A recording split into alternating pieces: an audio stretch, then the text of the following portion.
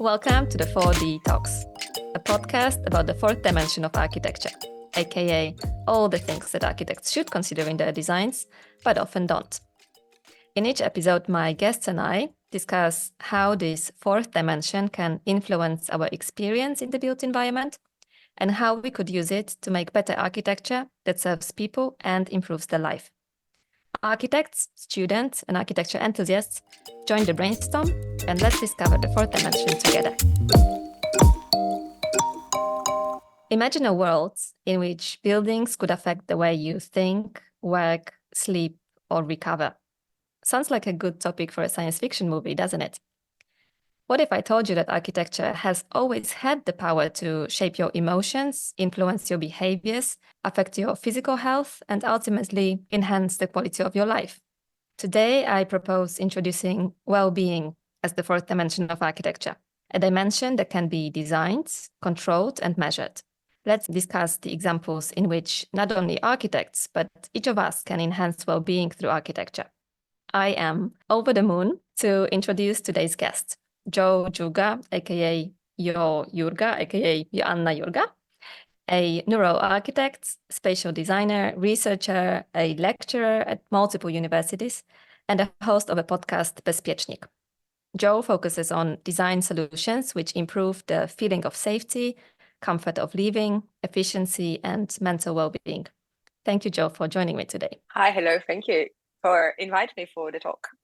We will today cover so many topics from safety, sensory experiences, neuroscience even, as well as very simple tips and tricks how people could actually make their environments better. But let's maybe start with a general notion of today, the main topic, which is well-being. So the first question to you would be, what is your definition of well-being and why did it become your personal fascination? Well, it didn't start this way, really. Like I started as an interior architect, interior designer, like more than 15 years ago. And I had this observation after, 50, 60 or 70 projects that people need the same. Like, of course, the style can be completely different. We can love the Zen Japanese simplicity or the Martha Stewart interior. But in the way how we live, we need the same. We need a roof, we need people or the animals, we need light, we need the humidity or temperature. And then I started thinking, there was a moment when I was completely burnt out. And I started thinking, okay, I can't design anything more, but I would like to understand why people start designing this way. And then I decided maybe it's time to do the PhD and come back to university and focus on the research. Because if I can serve people as a designer, as an architect, maybe I can serve people as a researcher, or maybe my knowledge or experience can be used in completely different space, which was the author space, in fact, in the next few years. So well-being for me is 80% the contact with nature. The idea to having time, the time to live in my own way, to have my own habits, to have my own rituals. Well-being for me is to be offline. Well-being for me is to have time to breathe and think in my own speed. And it's not architecture in the way how we think about city. It's more the way how we behave in surrounding space. And I start with living in isolation. I start with people who work and live in North Pole, because I had this crazy idea that if I can design something for isolation and it will work, it will really help with mental health in the space where you don't have sunlight for half a year. Maybe I can find a way to design spaces in our terrible cities to help people with well-being in the places which we designed for the last centuries or thousands of years. And we forget that spaces are for people, not for ego. So that was a long way, and I still believe that we use the architecture in the completely wrong way, and we have to back to the past to design for future. I always say to my students that you have to know the past to design for future. And now when I study or making research about neuroarchitecture or synesthetic design, very often I have this thought that, oh my God, this is how my grandma or grandmother will design her house, or my grandfather design his house, because we're not designing something completely new. We find the knowledgeable proof, scientific proof that they were right. And this is very funny. Yeah, that's actually quite fascinating that indeed we are not really taking those, the knowledge of the past generations, but we keep looking for evidence. Yeah. So what are the ways in which architecture can influence our brains, our bodies? I love this question. Yeah, it's a huge topic because it's the wrong way of thinking. I will explain you why. We are three-dimension human beings, and our environment is everything what we build on this planet. And all these buildings are also three dimensions, and we feel them, we build them, and we understand them also. We understand ourselves by our senses.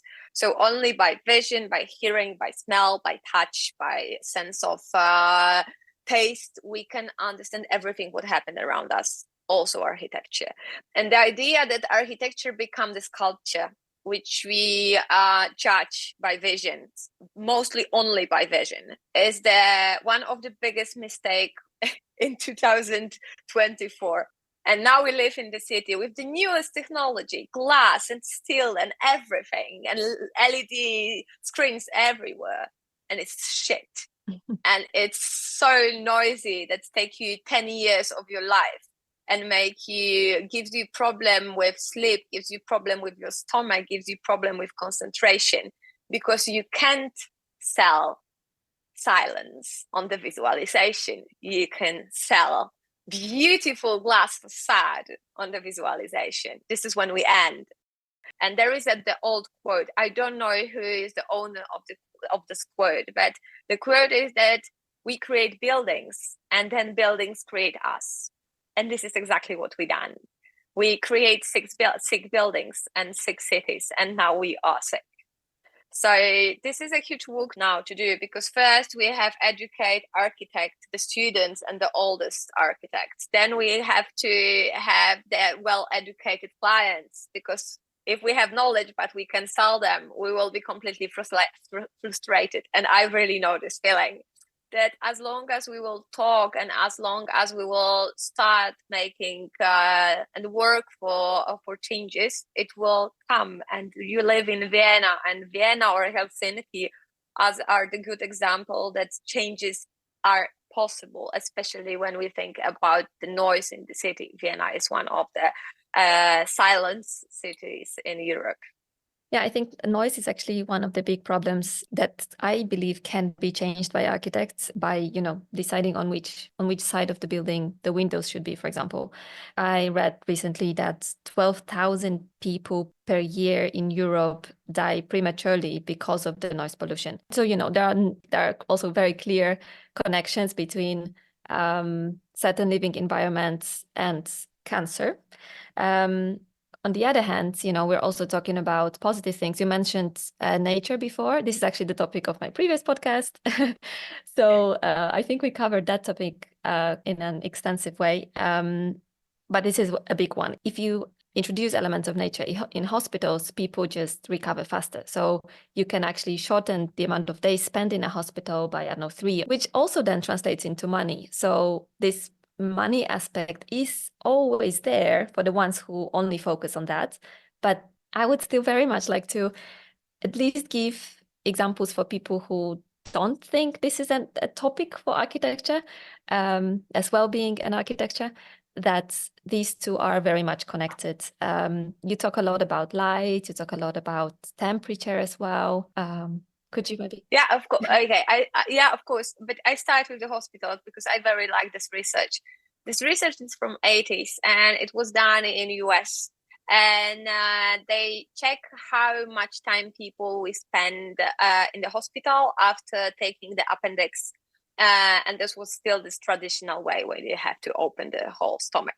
And the difference between two groups, and normally during 80s, people spent 1 week in the hospital after this kind of surgery. So in one group of patients have the room with the sunlight, with the greenery, with the park, with the view to the park. And the second group have the window, of course, but only the brick wall.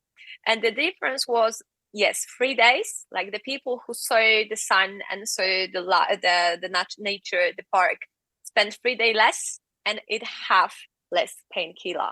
Like, it's a huge difference. It's not like, 1%, so that can be a statistic mistake, but that was really a huge difference. And we noticed that. And it's funny because when you check how the plan of the hospitals in 19th century looks like, so all of them was in the park plan. And there was this idea that the nature is helpful. And then we push everything to the huge cities. Then again, it's a little bit to come back to the past to solve some of the problems. But now, of course, we have also the technology. And technology can be beautiful help because we have the whole lighting system, which can really work as natural sunlight. So it can change during the day and gives you exactly the same power and color of light as you will have if you spend the time outside, which is really helpful for all the employees who stay for the night shifts. So in the many different places, and people who work for the night shifts really have the huge chance to have a cancer in the future. So using this lighting system can be really helpful for that. So there was the research on nursery in Great Britain. So we have already technology which are helpful, but also in the micro way we can help ourselves, because if we will have the proper humidity at home, and it should be between 40 and 60%, we will sleep better and live better, especially if we're living in the more north countries when we have normal winter and we have the central heating system. Very often we have too high temperature during winter months, because the temperature at home should be not higher than 20 degrees. And we really like, especially in Poland, to have 21 or 22. And this is much too high. And it's a good place to look for is the England, when normally it's 14, 16, 17. This is what we have in the past in the countryside in Poland, because it's much healthier for us. And also when it's cold, the humidity is higher. This very low humidity give us problem with breathing, give us problem with skin, do for us the dehydration. So our lips are very dry. We wake up during nights to drink or to cough. And only using, the all kind of humidity equipment can help. That can be just a wet towel on the radiator. It can be special technological equipment, whatever you like. It don't have to be expensive. It's just clean water. And to help your well-being, you can also use the aromatherapy, which we already know from the Egyptians' time. So there is more than 4,000 year experience with that. And it can be really helpful with breathing, with relaxing. There is the beautiful research did by Japanese.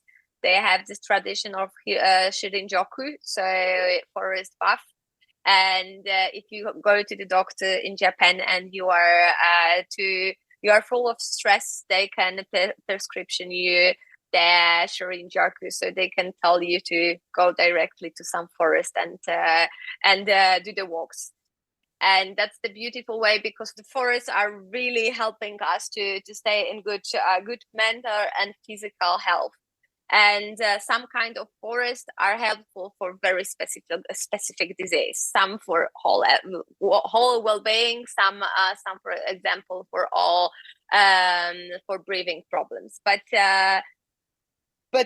using the aromatherapy can be the next level to sleep and live better. Then change the bulb in your lamp. That's something what we all should do. There are some places on the map, like whole Middle Asia, Seoul, Poland, or Central Europe, loves this very cold bulb, which have more than 5 or 6 thousand Kelvins. And they are really blue. And this is the worst light you can use because we spend more than 8 hours per day on the front of some screens of laptops, tablets, or smartphones. And we already have problem with sleeping. Like 25% of European have problem with proper sleep. And as adults, we should sleep at least 7.5 hours. So changing bulbs is helpful for our nervous system. It can really increase the level of cortisol, the hormone of stress, and the stress hormone. And this is the small change which don't cost you a lot of money, and really change the way how you understand the space around you. This is something what I always love, that if you go to Scandinavia, if you go to Finland or Norway, there is this beautiful warm light that you always feel cozy, this hygge. And it's because of light. This kind of light, this very warm light, this 2,700 kelvins, is strongly combined with the light in the caves when we lived in the caves. That's more than 80,000 years ago, and it's already printed in our nervous system, in our DNA, that this is a good light, the safety light. And it's helpful in the way to go to sleep, to relax, to really unstress your body. So, for example, if you have 2 sources of light in the bathroom, having one, the morning one, which help you, the nature one, the more blue one, not the clean blue, but this nature more blue one, is to wake up, to focus, to really put your teeth brush to your, not to your eyes, but to your mouth. But this warm one for evening, for taking a bath or for taking warm shower, are helpful to reduce the stress. So light, humidity, temperature, the material which we use in interior, but also the interior at home, but also in the cities. Like, we really appreciate, like our nervous system really appreciate the natural materials. We love wood, and by touching, by tactic, we know if something is wood or is printed in wood. So even if it looks like wood, if you stay on the barefoot, you know that you stay on tails, which looks like wood, or on the laminate or vinyl or something like that. So again, now, like, modern people have more than 80% of information, their sensory information stimulation by eyes, by vision. But this is not our main sense. The only sense which we can't live with is the haptic, so is the sense of touch. And you will never lie with your sense of touch. If you touch something, you know it's alive or it's dead. It's a wood, it's warm, or it's printed as a wood, and it's cold, and all the story. So I always talk with investors or with students to close your eyes and check how is your office, your home, in different senses. So make this blind work and recognize, because if we close our eyes, our body will directly focus on other senses. So we will hear what happens. And very often, because we live in this sound polluted world, we don't hear what happened around us. And when we close our eyes, we can hear that we have all transformator in our lighting system, and it's doing this bzzz, and our fridge and our ventilation is working in the bad way, so it's also very loud, and all these things. Then you say, oh my god, it's so loud here, what should I do? Yeah. And then you start making this whole small reparation, which you don't think about if you have eyes open. And this is the small changes which you can do in your daily life to help your body be healthier. A lot of topics that you mentioned here in the end have impact on your sleep. So now I feel like maybe the topic of the episode should actually be sleep as the 4th dimension of architecture. But I think it also makes sense because most of us live in cities. Even if you live in rural areas, you also spend a lot of time during the day either outside or in another building, so not really your home. So focusing on the quality of sleep as architects, I think makes a lot of sense, also because it affects us crazily. Like really, the sleep change everything because you spend 30% of your life sleeping. And after breathing, this is the second thing you have to do in your life. In the second day, after 38 hours without sleep, you behave as a person who have 1.5 promille of alcohol. You are a danger for yourself and for your surroundings. So without sleeping, we not exist. So yes, maybe the sleeping should be our subject. Yeah, no, I really think so. Also, another thing, I think this is a good moment to tell to all of our architects friends, sleep. Don't do sleepless nights before the competition deadline. It's not worth it. It's not worth it. It also causes irreplaceable damage to your brain. But focusing on the positive side, architecture in that way can affect it. And here again, with lights, and I think in this case, we're actually talking about lack of light, as in there is the whole notion of light pollution, which is a problem in many cities. This also affects mostly people. There is also such thing like environmental racism, and that actually affects more people of color than white people. I don't know other, but I think so that it's really about that if you are poor, you will be really touched. Yes, it has a lot to do with economic situation. Yes, exactly. Same thing kind of comes here with noise pollution as well.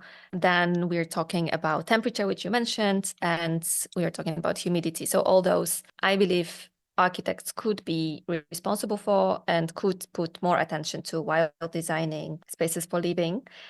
You talked a lot about senses and sensory experiences.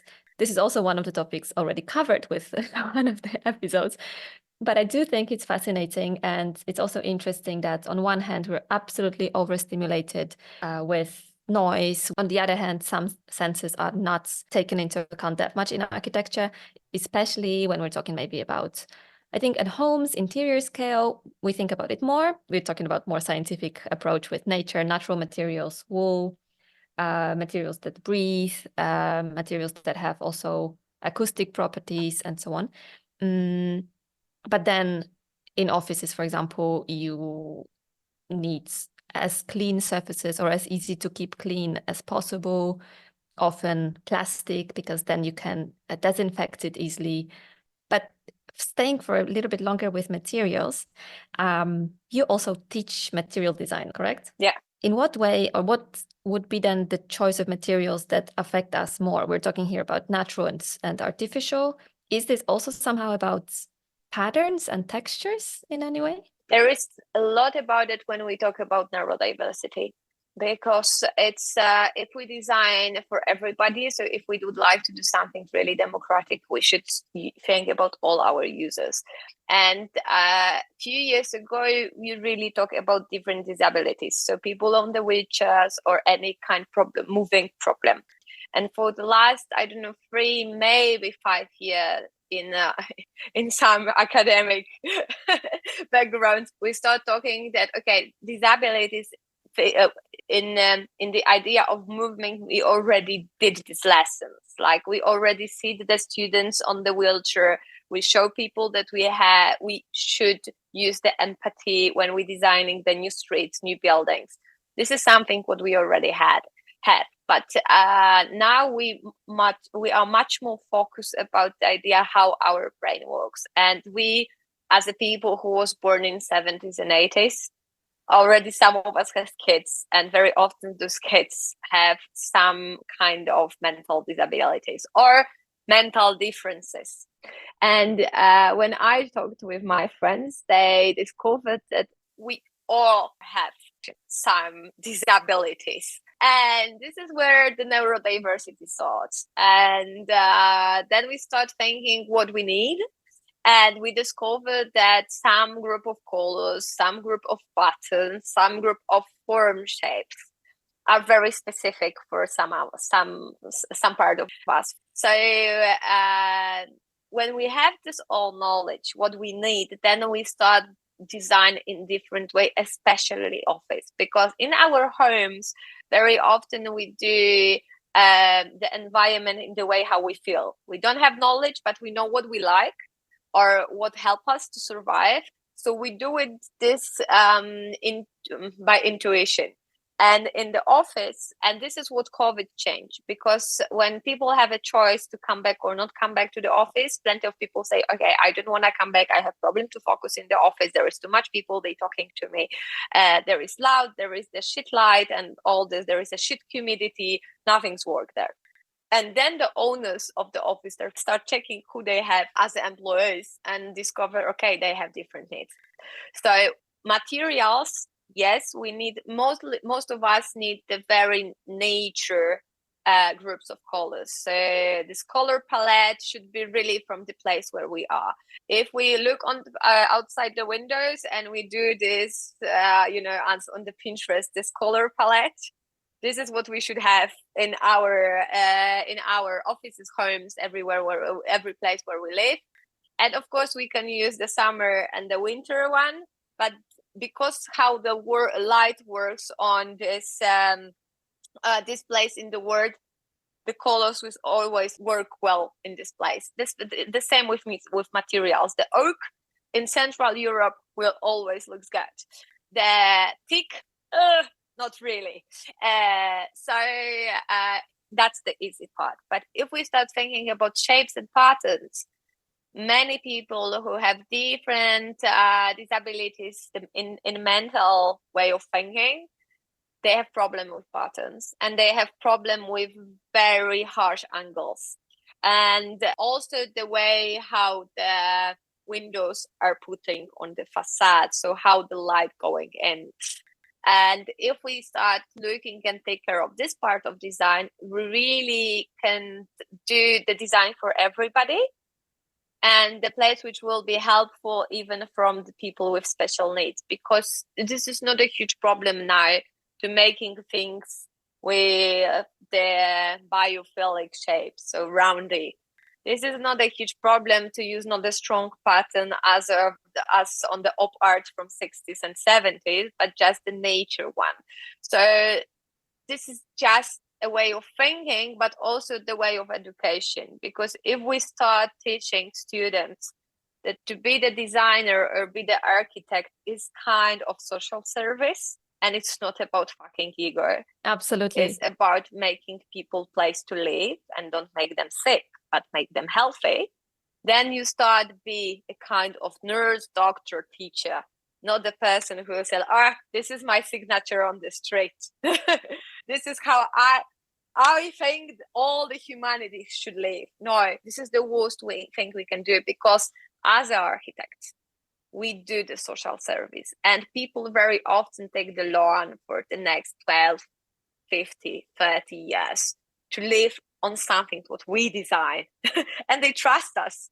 And very often we or don't have a knowledge or don't have a will to really do our job and serve everybody. But if we design schools, if we design hospitals, if we designing office, not to serve people, but to serve our ego or have something what is beautiful only in portfolio, that's the crime. Everything you said, it exactly summarizes also how I feel about architects or being an architect. It's our duty. And I think we are not, the shelter that we're designing these days, it's not just a shelter from weather conditions, but it's also a place that should not give you cancer in 10 years, you know? Yes, indeed. Another thing is, for me, neurodiversity is also maybe about, celebrating that we are all very different people. For example, I remember when I studied at TU Delft, there were some tasks when I needed to focus that I really needed to stay by myself in a very quiet environment. But then there were some things when I wanted to be as productive as possible, I was going to the huge workshop hall where I heard, chainsaws, people like hammering things. This is where I could actually be the most productive. And I think each of us has that as well, that there are moments when you maybe work better with sometimes noise, sometimes sounds of nature, sometimes your favorite music, be it rock, metal, or classical music. Same with colors. I think there is psychology of color. There are certain universal ideas here that work for everyone. Yeah, but no, still, I would like to make a small note. Yes, please. The colors are really combined with culture. And a great example is, for example, white. In our West society, the white is the color of wedding and of clean and everything what is fresh. And in Asia, white is the color of death.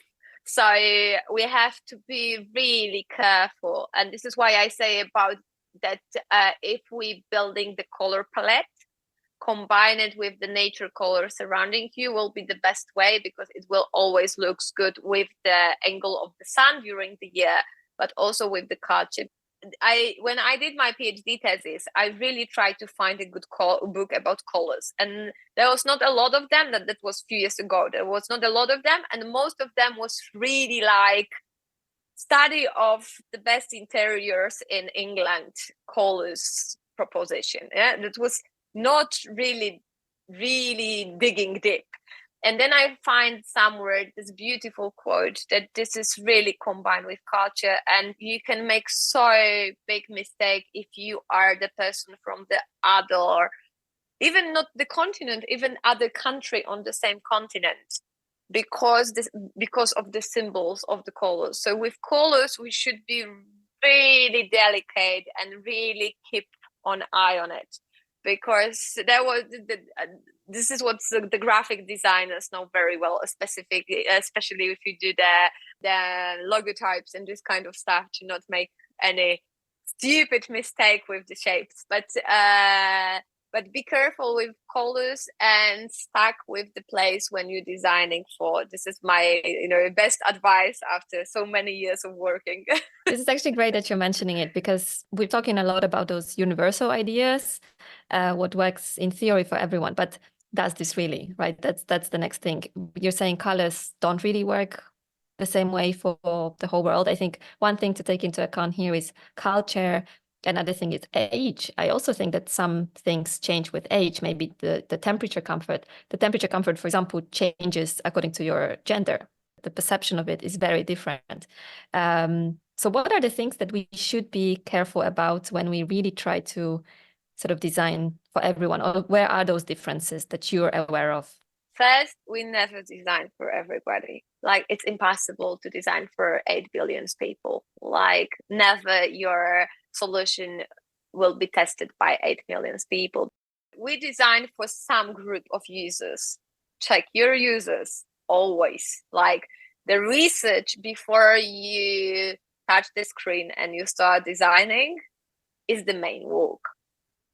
Check, know, meet your users. Your users will tell you what they need. And of course, they will tell you in funny way, like, oh, I didn't like this chair. Why? Because it's the wrong shape, and you have to observe how these people stand up or sit down on this chair to understand why it's wrong. Because if you are not educated in this way, you don't know how to describe it. But even if we design the hospital who will have the kids part and the adults part and the senior part, check your users, because even if there's some travelers will be visited by them, there will be only the small percent of the whole group of users. So if you will know where or for whom, then your design will be democratic in your user group, and that's the main thing to do. I'm thinking that this is impossible to design for everybody, because we have completely different needs in Congo at the moment, different needs in Ecuador, different needs in Alaska, and different needs in Austria. People know what they need, but we have to know how to ask. Yeah, exactly. Sometimes I feel like our profession is a bit like being a doctor. Like someone comes and says, hey, I can't sleep well, I have a headache, something happens to my body. And I do believe we can, by listening carefully enough, we can really recognize what the issue is and how we can somehow try to help with it. This is why I love when any kind of in architecture or design study are the second subject. I love when the people before study any kind of psychology, anthropology, ethnography, any kind of different knowledge, because you need the experience to be human to be a good designer. And that's the subject nobody touch, in fact. because, as you say, if we are some kind of the doctors of the space, to be a good doctor, you need the time. This is why the medical studies are the longest. The problem here is also coming from education, that architecture curriculum is just not really focusing on those subjects. I think the neuroarchitecture is Not at all. Exactly. It's been, 60, 70 years that neuroarchitecture, the idea of neuroarchitecture actually has been alive. But then I've never had that at the university, never in my life. Even sustainability is still considered something. And I know the lecturers who still have problem with this subject. So yeah, from the one way I say, oh my God, people, like, this is like the neuroarchitects was provided in 60s. So it's the age of my mom and you still don't get it. Yeah. So, and there are many subjects like that, and that's a huge problem. And it's not problem on some country. This is like a global problem, because in some way we are talking about mix discipline studies and be open-minded and combine old knowledge with the new knowledge. But on another way, still the societies need the time to adapt this knowledge. And I always, when I have these moments of doubt, I think, oh my God, I still base on the research from 80s and people don't believe in that. So they are the same old as I am. And that's the sad and crazy part. But on the other side, people always need time. This is the fourth dimension. This is the main fourth That's the dimension we the have. official one. Yeah, that's true. Yeah. Maybe let's also try to, so I think we covered, we're sort of jumping between like profession world, tips and tricks for our moms and dads and uncles. And I like it that way. But I think now maybe let's try to, again, give a little bit of knowledge for uncles and moms and friends that are not architects. We already mentioned a couple of things that are important. But as a non-architect, you can't really design your building.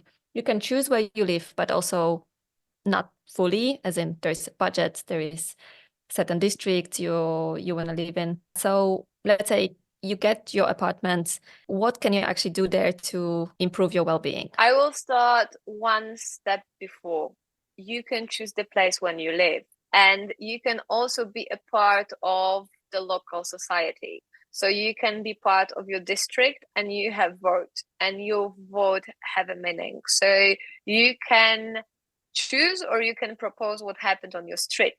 If somebody changed the surface on your street, you can propose to use the silent asphalt, which is with the tires used by old tires, and it's 5 decibels lower the noise of the street. So you can propose to put the new plants on your street. So first, we have a meaning and we can change things. If we be a part of our society and our environment will change. That's the first thing. Second thing, if we are buying the new apartment or the new buildings or all the old building, check on what side of the wall you have windows, because maybe you are a very early person and you love to have sun 4 a.m. in the summer in your bedroom, because you are the lion in the chronotype and you wake up at 5, so that's perfect. But if you are wolf and you wake up at 10 normally a.m., that will a nightmare, and then will really cost you a lot of money, because then you will have to buy the special curtains and make everything to really black out your bedroom. So check where you have windows. Check if it's possible to really ventilate your apartment. The best idea is if you have windows on the both sides and you really can make a wind in your apartment. Check if there are any architecture barrier, any steps, any stairs, because if you today are rich and healthy, that's beautiful. But someday you can be not, or you can be pregnant, or you can break your leg. And then for a few months, these steps will be really difficult to access your apartment. Then, as you already say, there is the episode about greenery, but put the plants in your apartment. It helps for your concentration, it helps for the air quality, it's help for your well-being. But check again, where are your windows? Because if you have strong daily access to the sun, You need the plants who really grow up in savanna or in really warm place and very high, very close sun, access to the sun. If you live in the dark apartment, you need that everything would live on the bottom of the jungle. So these small things will make your frustration much less and help you to have better place to live. Think about the light. We really don't like the ceiling lamps because they are combined with the sunlight, and we feel as an animal on the desert, and we are really afraid of the predator. And of course we don't have predator in our apartment, but our evolution is really fucking slow, which means that in your apartment when you can feel as a piece of meat on savannah. So don't use, if you don't have to, strong ceiling lamp. Prefer scones, prefer everything what happened on the wall, and this is much better for our nervous system, because then for your brain it's much more like a fireplace in the cave. So this is what your nervous system really like. Use the natural materials, prepare the ergonomy for your life. And the ergonomy in some way you can always change. So it's not something which should stay for the next 3 or 4 century. It's something which should serve you for the next 10 or 5 years. So really think in the way what you need now, because maybe in the next 5 years you will be in different apartment, different part of the world, or maybe on the moon. So what do you mean here by ergonomy? Is it, for example, about the height of the kitchen top? Yes, exactly. And also the floor plan, because very often people chose something because they saw it on Instagram or on Pinterest and they like it, and it's really didn't work for them in the daily life. If you have family with two, and you will do the open kitchen, but you have only 2 bedrooms, so kids have bedrooms together, and you have bedroom with your partner, and somebody have to work at home, or both of you have to work at home, that's a nightmare. Because if you can't close the kitchen, the coffee machine will make so terrible sound, and only place when you can normally talk will be the toilet. So not everything what we see on internet is something for us. And that's good to know, like good to check. If we are on the moment to decide about the floor plan, visit as many friends you can and check what kind of solution they have and what kind of solution you really like. That's the best way to design your surroundings. It should serve you, not others. Yeah, I think the full personalization of space is definitely a way to go, especially your place where you live is one of these unique places that you can really arrange to your own, not only likes, but also needs. Exactly. And I think also another thing to add to it is raising awareness, which I really think we did today. Yes. And I would like to thank you for that and for the conversation. Thank you.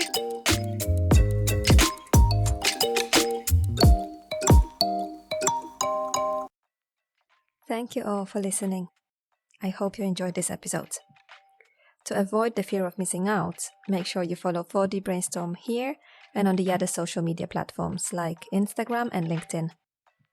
If you want to share your thoughts on this topic or would like to know how exactly this 4th dimension could be implemented in your design, just simply send an email to 4dbrainstorm@gmail.com. I'm really looking forward to exploring it further with you. Last but not least, if you're interested to know more about what I do, you can also check out the website 4dbrainstorm.com, a platform for free brainstorming in all dimensions and fields. Join the brainstorm and let's discover the 4th dimension together. Till next time!